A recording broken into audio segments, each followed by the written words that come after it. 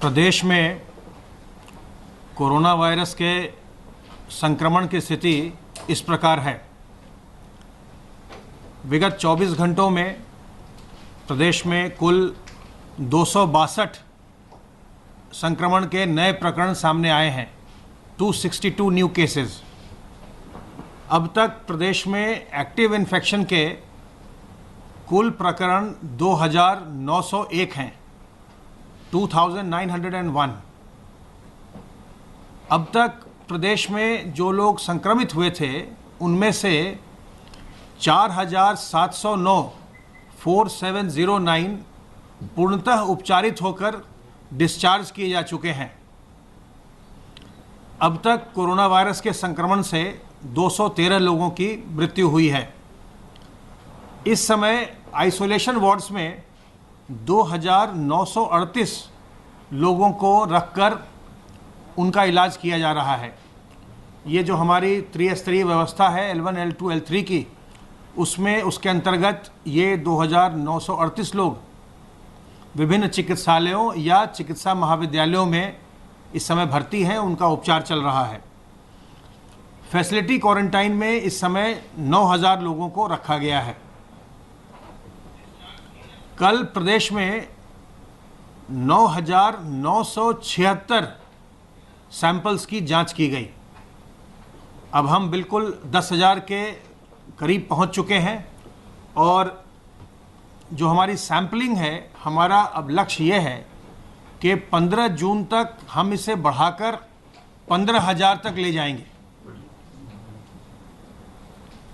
Pool sampling के अंतर्गत कल 5-5 सैंपल के 892 पूल की टेस्टिंग की गई और 10-10 सैंपल वाले 121 पूल की टेस्टिंग की गई। इस प्रकार 1013 पूल कल लगाए गए।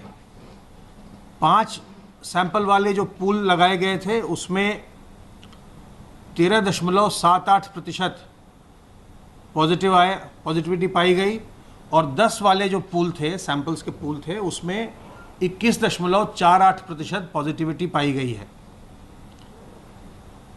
सर्वेलेंस के अंतर्गत हॉटस्पॉट के इलाके और जो उससे दूसरे इलाके हैं, इतर इलाके हैं, उनमें लगातार हमारी टीमें सर्वेलेंस की कार्रवाई कर रही हैं और अब तक 99,609 टीम दिवस के माध्यम से 77,68,346 घरों को सर्वेलेंस में लिया गया है, जिसके अंतर्गत 3,94,22,639 लोगों का सर्वेलेंस किया गया है। आरोग्य सेतु ऐप का हम लोग निरंतर उपयोग कर रहे हैं और जो भी आरोग्य सेतु ब्लूटूथ के माध्यम से अलर्ट जनरेट कर रहा है, जिन लोगों को अलर्ट जनरेट होता है, जो किसी संक्रमित व्यक्ति के नज़दीक आते हैं, उनके फ़ोन नंबर हमारे पास पहुंच जाता है और उसे हम शेयर करते हैं ज़िलों के साथ।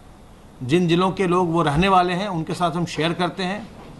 उसके अलावे हम अपने कंट्रोल रूम से निरंतर ऐसे लोगों को फ़ोन करते हैं जिनके अलर्ट जनरेट होता है, जिनके फ़ोन पर अलर्ट जनरेट होता है। अब तक हम लोगों ने 47,235 लोगों को अपने स्टेट के कंट्रोल रूम से फ़ोन किया है, जिसमें 120 लोगों ने अभी हमें ये बताया है कि वो इस समय संक्रमित हैं और उनका इलाज विभिन्न चिकित्सालयों में चल रहा है।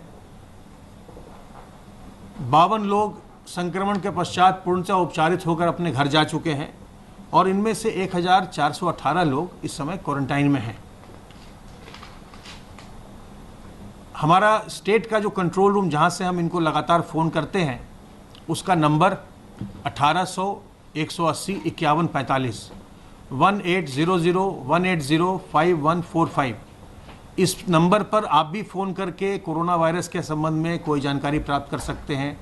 अगर आपको लगता है कि आपके भीतर कोई लक्षण आ रहे हैं, आपकी सांस फूल रही है, आपको खांसी हो रही है, आपको सर्दी हो रही है, अगर आपको लगता है कि कोई ऐसे लक्षण हैं जो कोरोना वायरस के संक्रमण के लक्षण हैं, तो आप इस नंबर पर 1800-180-5145 पर फ़ोन करके हमारे विशेषज्ञों से राय ले सकते हैं।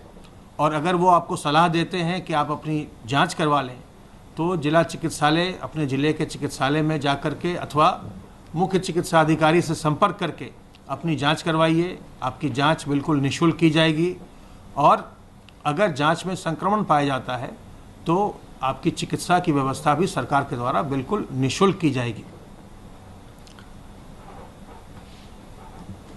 आशाओं के द्वारा, आशा वर्कर के द्वारा लगातार जो प्रवासी कामगार आ रहे हैं उनकी ट्रैकिंग की जा रही है। अब तक 11,28,804 प्रवासी कामगारों की ट्रैकिंग की जा चुकी है, जिसमें से 1,027 लोग लक्षण वाले मिले हैं और इनके सैंपल्स लेकर के इनके टेस्टिंग की कार्रवाई निरंतर चल रही है।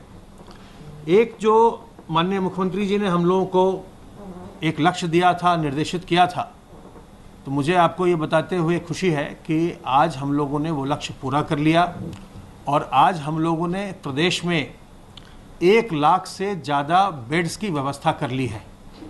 अगर लोग संक्रमित बहुत बड़ी संख्या में भी अगर होते हैं, जो कि होने की संभावना नगण्य है, तो भी हम लोगों को हमने 1,01,236 बेड्स की व्यवस्था L1 Covid care centre, L1, L2, L3, ये जो हमारी चिकित्सकीय व्यवस्था है, जो आर्किटेक्चर है, इसके अंतर्गत हम लोगों ने 1 लाख से अधिक बेड्स की व्यवस्था कर ली है। अब बेड्स की व्यवस्था इतनी करने के पश्चात अब हमारा सारा ध्यान, पूरा का पूरा ध्यान अब क्वांटिटी के बजाय अब हमारा सारा ध्यान क्वालिटी पर फोकस हो जाएगा कि जो हमारे बेड्स हैं उसके लिए मेडिकल टीम्स उपलब्ध हो, मेडिकल टीम्स की पूरी ट्रेनिंग हो, जितने इक्विपमेंट चाहिए वो उपलब्ध हों, दवाइयाँ उपलब्ध हों और हम अधिक से अधिक संख्या में जो हमारे इंफ्रारेड थर्मोमीटर्स हैं, पल्स ऑक्सीमीटर है और जो हमारे वेंटिलेटर्स हैं या और जो ऑक्सीजन कॉन्सेंट्रेटर है, ये चीज़ें हम सब उपलब्ध करा सकें, जिससे कि हम लोगों को सुविधाएं दे सकें। जिसको भी चिकित्सकीय सुविधा चाहिए उसको हम दे सकें। ऑक्सीजन सिलेंडर्स भी हम बड़ी संख्या में हम उपलब्ध करवा रहे हैं सभी चिकित्सालयों को, ताकि ऑक्सीजन की व्यवस्था अधिकांश बेड्स पर रहे और किसी को भी ज़रूरत पड़ती है तो उसको वो हम सुविधा मुहैया करा सकें। तो अब हमारा ध्यान इतनी सारी बेड्स की व्यवस्था करने के बाद गुणवत्ता को बढ़ाने पर निरंतर रहेगा। प्रवासी कामगार जो हमारे यहाँ जो सेकेंड फेज़ में 1 मई से आने शुरू हुए थे, तो जो 10 तारीख तक हमारे प्रवासी कामगार आए थे, अब उनका होम क्वारंटाइन आज 31 तारीख को वो भी उनका समाप्त हो गया। अब 10 के बाद के जो प्रवासी कामगार हैं अभी उनका होम क्वारंटाइन चल रहा है। उनका होम क्वारंटाइन 21 दिनों का है और वो 21 दिन पूरा करने के बाद ही अपने घर से बाहर निकलें। इसी से गांव के लोगों की और पूरे समाज में और प्रदेश में संक्रमण का नियंत्रण होगा। जो हवाई जहाज़ से प्रवासी आ रहे हैं या जो रेलवे से आने वाले हैं कल से, उनके लिए भी क्वारंटाइन की व्यवस्था है। मेरा आग्रह होगा कि आप सभी लोग अपने क्वारंटाइन का 100% पालन करेंगे और क्वारंटाइन का पालन नहीं करना एपिडेमिक्स एक्ट के अंतर्गत दंडनीय अपराध है।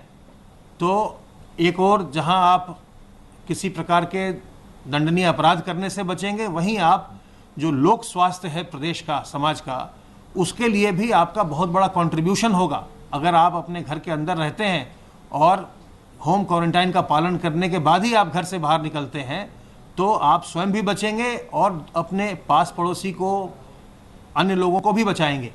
और जब आप होम क्वारंटाइन में घर के अंदर हैं, तो घर के अंदर आपको इस बात का ध्यान रखना है, सभी लोगों को, जो होम क्वारंटाइन में हैं उनको भी और जो नहीं है क्वारंटाइन में उनको भी, इस बात का ध्यान रखना है घर के अंदर कि अपने बुजुर्गों से दूर रहिए, 10 साल के जो छोटे बच्चे हैं उनसे दूर रहिए, गर्भवती महिलाओं से दूर रहिए और जिनको पहले से कोई बीमारी हो, डायबिटीज़ है, हाइपरटेंशन है, किसी को कैंसर है, किसी को लीवर की बीमारी है, किसी को किडनी की बीमारी है, इन लोगों से दूर रहिए।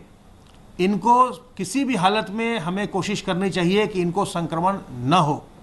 तो जो लोग भी इस तरह के हैं जिनमें रिस्क ज़्यादा होता है, उनको हमें बचाना है, खुद को भी बचाना है और उन्हें भी बचाना है। और इससे अपने आप को बचाने के लिए जो तरीके हैं, एक तो साबुन पानी से बार बार हाथ धोते रहना, साबुन पानी अथवा सैनिटाइज़र से बार बार हाथ को साफ़ करना, जब भी आप सार्वजनिक स्थल में जाएं तो अपने मुंह और नाक को ढकना, फेस कवर करना, चाहे आप मास्क से करें, चाहे आप रुमाल से करें, दुपट्टे से करें, गमछे से करें, लेकिन अपने मुंह और नाक को ढक के रखिए। और साथ ही साथ 2 गज की दूरी मेंटेन करिए। जहां भी आप जाएं लोगों से 2 गज की दूरी रखिए। इससे आप स्वयं भी संक्रमित नहीं होंगे, दूसरों को संक्रमित भी नहीं करेंगे। तो मेरा आपसे यही अनुरोध है कि इस बीमारी से घबराएं नहीं। अगर किसी को ये संक्रमण होता है, कोई बीमार पड़ता है, उसके प्रति मन में कोई दुर्भावना मत लाइए, क्योंकि ये संक्रमण किसी को भी हो सकता है। न तो किसी जाति मजहब का ख्याल है संक्रमण को, न उम्र का ख्याल है। इसलिए किसी को संक्रमण हुआ उससे दुर्भावना मन में बिल्कुल मत लाइए, उसकी मदद कीजिए। और सरकार ने जांच और चिकित्सा की सुविधा बिल्कुल निःशुल्क उपलब्ध करवाई है, उसका लाभ उठाएं। और आज की जो सबसे बड़ी खबर थी वो मैंने आपको बताया कि अब हम लोगों ने प्रदेश में L1, L2, L3 की जो हमारी त्रिस्तरीय चिकित्सकीय व्यवस्था है, उसके अंतर्गत हमने 1 लाख से ज़्यादा बेड्स का प्रबंध कर लिया है।